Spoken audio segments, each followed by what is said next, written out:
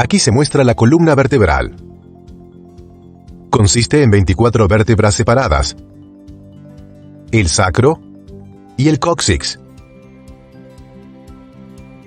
Hay 7 vértebras cervicales, 12 torácicas y 5 lumbares.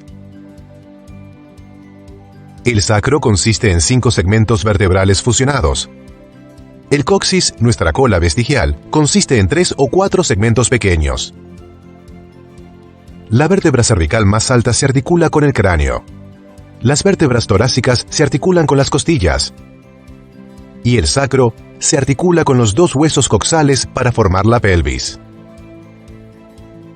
Cuando se observa anteriormente, la columna parece recta, pero cuando se mira lateralmente, puede observarse que es marcadamente curva. Las vértebras cervicales inferiores forman una curva anterior, las vértebras torácicas forman una curva posterior, las lumbares se curvan de nuevo anteriormente y el sacro se curva marcadamente hacia atrás.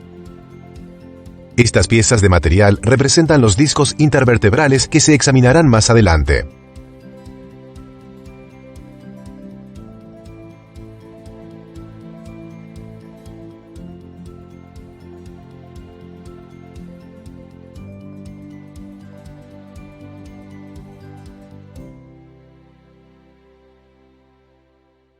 Existen marcadas diferencias entre las vértebras de distintas regiones, pero todas tienen algunas características básicas en común.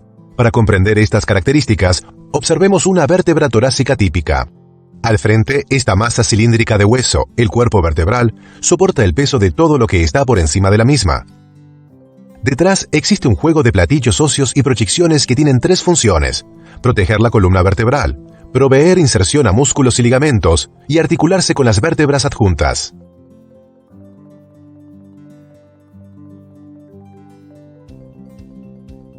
Este arco óseo, el arco neural, encierra la médula espinal. El espacio rodeado por el arco y la parte posterior del cuerpo se denomina foramen vertebral. La serie de forámenes vertebrales crea un espacio tubular que contiene la médula espinal. Este espacio se denomina conducto vertebral.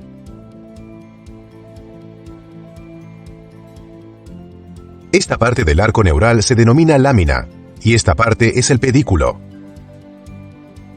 Hay una pequeña muesca en el borde superior del pedículo y otra más grande en el borde inferior.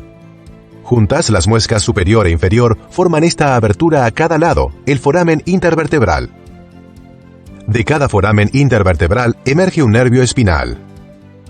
Partiendo del arco neural, se encuentran 3 grandes proyecciones óseas denominadas procesos: un proceso espinoso en la línea media y un proceso transverso a lado y lado. También hay 4 procesos articulares fuera del arco neural, 2 superiores y 2 inferiores. Los inferiores se dirigen anteriormente y los superiores posteriormente. Los procesos articulares se articulan con las vértebras vecinas, formando 2 articulaciones sinoviales que permiten el movimiento entre las vértebras vecinas.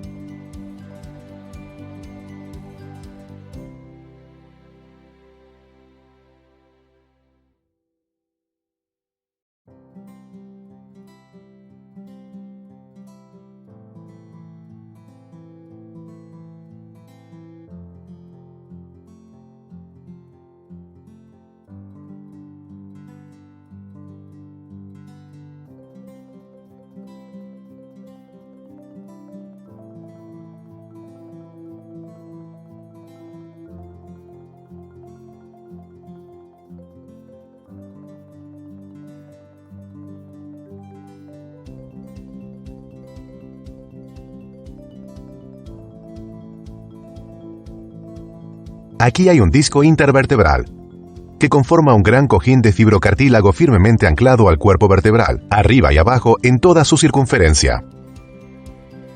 Si se hace un corte en el disco y se observa desde arriba, puede verse que está hecho de láminas concéntricas de material. El disco consiste en un anillo externo de fibrocartílago duro, denominado anillo fibroso, y un centro suave de un material casi líquido, denominado núcleo pulposo. El disco es lo suficientemente sólido como para transmitir el peso del cuerpo y lo suficientemente flexible como para permitir el movimiento entre vértebras. El lado del disco intervertebral forma el margen anterior del foramen intervertebral por el cual emergen los nervios espinales.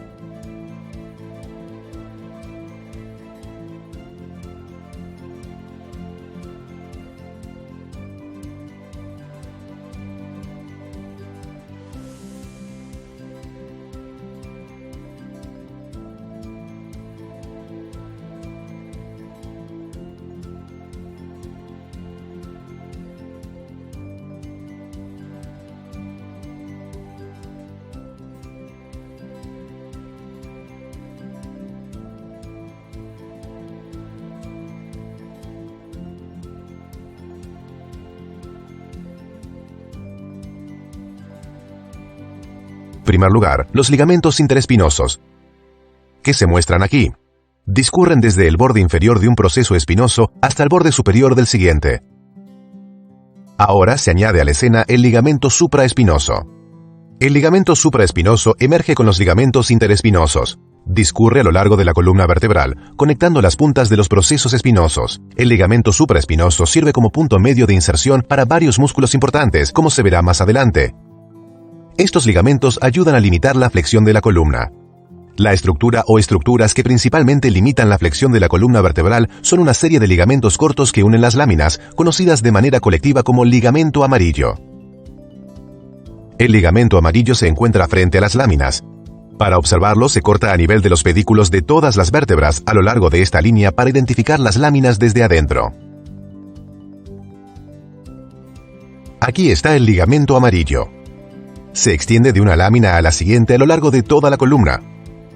Aquí, por donde se ha cortado, se puede ver su destacable grosor. El ligamento amarillo, compuesto de tejido amarillo fibroelástico, deriva de allí su otra denominación flavum, que significa ligamento amarillo. Observemos ahora dos ligamentos que unen a los cuerpos vertebrales, los ligamentos longitudinales anterior y posterior. El anterior es el más fuerte de los dos y se muestra aquí. El ligamento longitudinal anterior cubre la parte anterior y los lados de los cuerpos vertebrales. Discurre a lo largo de toda la columna vertebral. Se cortará por esta línea para observarlo mejor. El ligamento longitudinal anterior es grueso y fuerte. Se inserta en los bordes superiores e inferiores de cada cuerpo vertebral. Limita la extensión de la columna. En extensión, la tensión del ligamento longitudinal anterior ayuda a prevenir el movimiento anterior y posterior de los cuerpos vertebrales entre ellos. El ligamento longitudinal posterior discurre a lo largo de la parte posterior de los cuerpos vertebrales. Para observarlo, se dividen los pedículos a lo largo de esta línea también, y se examinarán los cuerpos por sí mismos. Aquí está el ligamento longitudinal posterior. Es angosto sobre cada cuerpo vertebral, y se ensancha para cubrir la parte posterior de cada disco intervertebral. El ligamento longitudinal posterior ayuda en menor medida a limitar la flexión de la columna vertebral.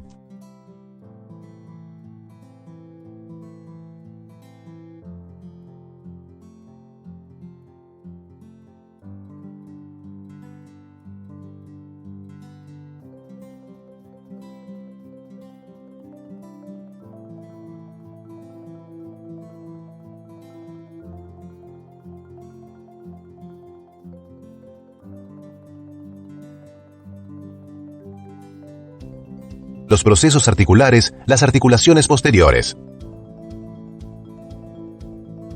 Cada articulación posterior está rodeada por un ligamento capsular que es lo suficientemente laxo como para permitir una pequeña cantidad de movimiento entre dos vértebras. El ligamento capsular no es muy fuerte, pero las caras articulares son fuertes de por sí. Debido a que las superiores miran hacia adelante y las inferiores hacia atrás, las caras articulares evitan que la vértebra superior se deslice hacia adelante por encima de la inferior.